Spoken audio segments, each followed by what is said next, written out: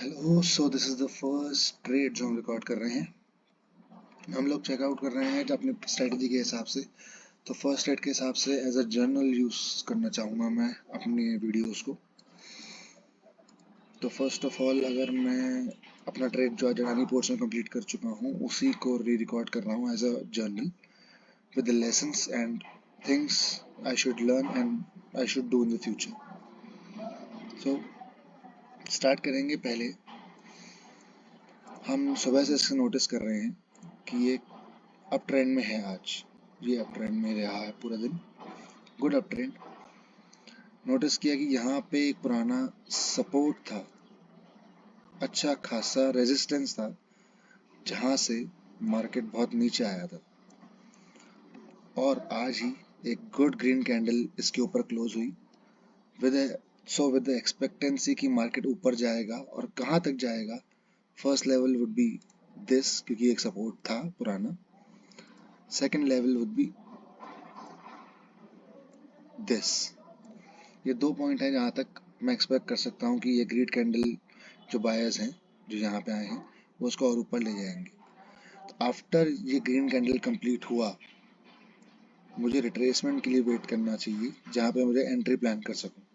So a good retracement और good entry point will be defined with certain at least 2 reasons जहाँ पे मैं छोटे टाइम फ्रेम पे जाके अपनी एंट्री ले सकता हूँ।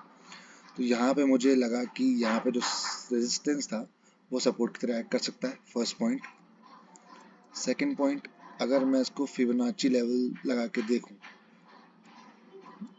इधर से 0.236 आ रहा है but not so perfect. So इसको और पुल करके देखूं तो यहाँ से बिल्कुल perfectly 0.382 Fibo level, 0.382 Fibo level और second resistance becoming support, 2 point मुझे मिल चुके हैं जहाँ से मैं अंदर जाके रिकॉर्ड कर सकता हूँ।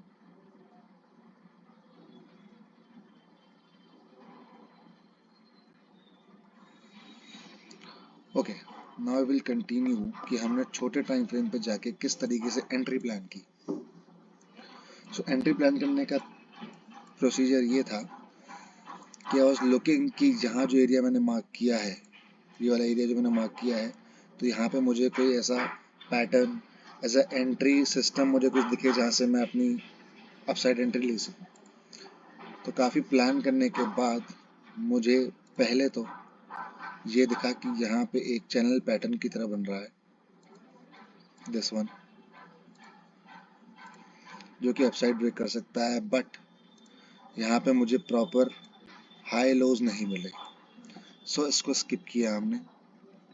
फिर हमने दूसरी तरीके से प्लान किया कि यहाँ पे भी एक ट्रेंड लाइन पैटर्न दिख रहा है जिसमें ये ट्रेंड है और as per hour strategy previous high टूटना चाहिए, उसके बाद ही आप एंट्री प्लान कर सकते हो। तो सक्सेसफुली यहाँ पे मुझे दिखा कि इसने पहले ट्रेंड लाइन तोड़ी, आप लो हाई रखा, बनाया और ये वाला सपोर्ट भी तोड़ा। तो परफेक्ट टाइम फॉर एंट्री।